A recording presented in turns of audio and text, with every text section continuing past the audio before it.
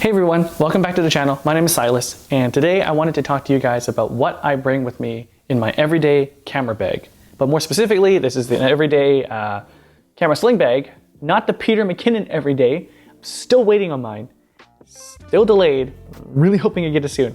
But this is the Moment 10-liter rugged sling. It's amazing. I use a sling bag with my travels when I go out just for going around the city to take photos with friends and family or whatnot, because it makes me think about the practicality and the necessity of what I'm bringing versus when I have my backpack. I kind of just want to stuff it to the brim, and then I'm carrying like an extra maybe like 10, 20 pounds of stuff that just weighs me down, and I realized I didn't even need that. I just needed like a camera, one lens, or even a drone sometimes if I want to fly it around the area. But again, the Moment 10-liter rugged sling, it's waterproof, weather resistant, so I'm never afraid to go out in the rain, and then I don't have to worry about water damage, but fingers crossed on that. Hope it doesn't happen to me. But let's open her up. And I'm going to move this to the floor first. It's out of the way. I can put my gear on this nesting table here, but let's start with the camera of choice, which is my Sony a7 IV. The Sony a7 IV is an amazing camera. It's a great hybrid. It's basically my upgrade from the a6600 I used to have. Great for stills, great for video. You know, again, it's not on the R side, which is the stills side. It's not on the S side, which is the video side, which I have filming right now. My a7S III used to be my workhorse and go-to camera. Now that I have two, I lean towards this. Like I said, it's a good middle. It's a hybrid. You get best of both worlds, or you get some good parts of both worlds, I guess. 422 10-bit color.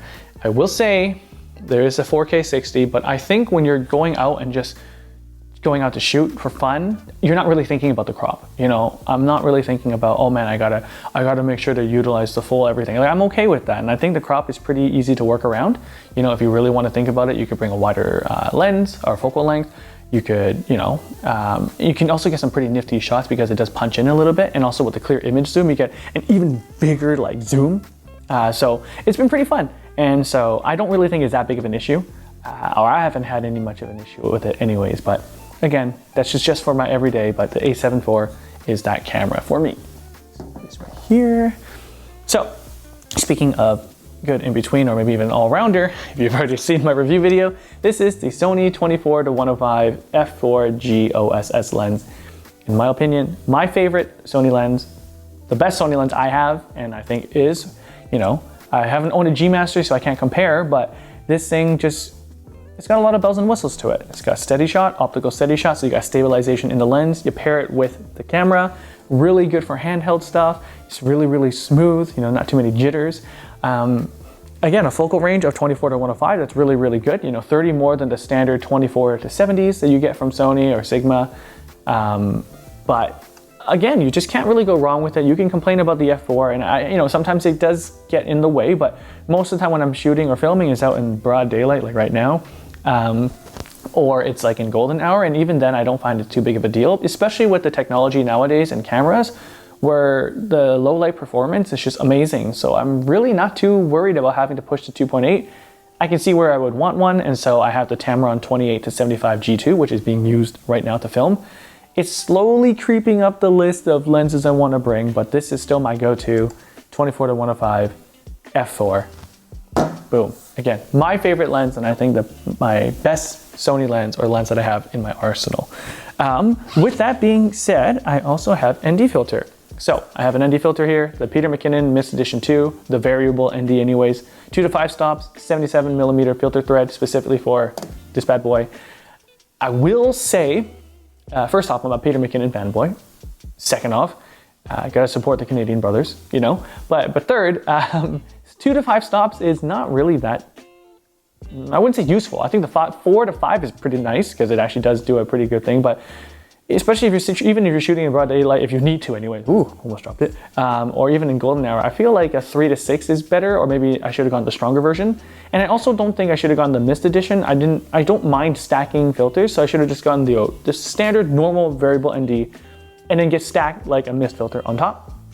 Again, it's not that big of a deal. I just think for me, maybe I should have just stuck with an original ND and gotten a stronger version versus getting the weaker stop version of 2 to 5. But that's it. So this is what I bring. You know, if I have the Tamron with me, then of course I bring a 67mm filter threaded variable ND. But yeah, that's it. Gotta support the Canadian brother, you know? Microfiber cloth, you know, keeping the lens, the filters clean. Gotta do that. You can't go wrong with that. Lastly, it's something that's a little bit interchangeable. In this video anyways, I have a drone in here, my Air 2S. It's amazing. I upgraded from the Mini 2, and for travel purposes, I will say the Mini 2 definitely trumps this drone. The Mini 2 is like smaller than my hand, and my hand's pretty small, but the Air 2S just recently upgraded. Oh, I love it. Great dynamic range, great color, D-Log just makes it so much more fun to edit anyways. I will say the only gripe I have with this is that it's a constant f2.8, and sometimes when I'm flying it, let's say it's really sunny right now, I'll have an ND filter specifically for that. But then let's say the clouds roll over and it gets cloudier and darker. Cloudier, of course it gets cloudier and darker. And then I had to bring it back down, and then I had to change the ND filter again, because if not, I had to change the shutter speed, and I don't want that, or I had to bump up the ISO, and I don't want to, because I don't want to introduce too much noise. I wish you could have gone a little bit, maybe up to f4. I know for like the 3, I think you can go up to like f11 or something like that, or you can definitely go higher for aperture. You can change it while you're flying, but it is something I wish they had on this, but I guess you have to make some kind of differences between the two. But for the price that you pay for this, it's an amazing drone. Of course, you can fit the controller in as well, which is also very big, mind you. I don't know why. This is the same controller size for the Mini 2 as well. And I can also fit in the little ND filter case, and I can also fit in an extra battery. I actually think I can fit in both extra batteries if you get the Fly More combo when it comes with the extra 2 batteries. So I think, or anyways, I think I'd have to try, but I think you can, and I think that's pretty good for real estate in headlight here anyways.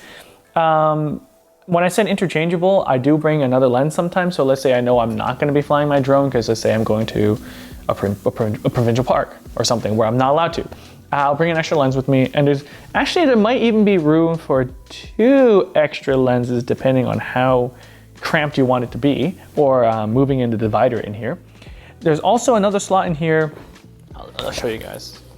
So you can see inside, it's really nice orange. There's this little like slot right here. You can fit an iPad Air or an iPad Mini in there. For sure an iPad Mini, iPad Air, I just grabbed my wife's iPad Air and just stuffed it in there, and it works. It's a bit on the tight side, so if you're someone who gets a little bit like anxious or nervous, especially when especially when you're trying to close something, it's like basically like about to burst, maybe not an iPad Air. I for sure don't think an iPad Pro would work in there, but iPad Mini for sure. There's a lot of space in here for SD cards and things like that I haven't really put in here, because whenever I go, I just shoot photos and video. I'm not really thinking of grabbing a laptop. But that is it. That is my what's in my camera sling bag. Ooh, don't want to knock my, never mind, I'll leave it here. Camera sling bag video thing. I hope you guys enjoyed it. If you guys did, please leave a like, and please comment below. And if you guys do comment, please let me know what you guys bring on your adventures too, on your everyday. It could just be your phone, and phones have been, you know, they've been advancing in so many capabilities with the camera and the video. So maybe it is just an iPhone or a Samsung or whatever other brand that you guys have. But please comment below. Let me know. I want to see what you guys have your setup. What you guys bring. You know, I want to see how jealous I get of it. But thank you very much. If you guys liked the video as well, you know, please subscribe to the channel for more content. I have more things hopefully coming out soon. But that's it. Thank you very much for watching, and I hope to see you guys in the next one. Bye-bye.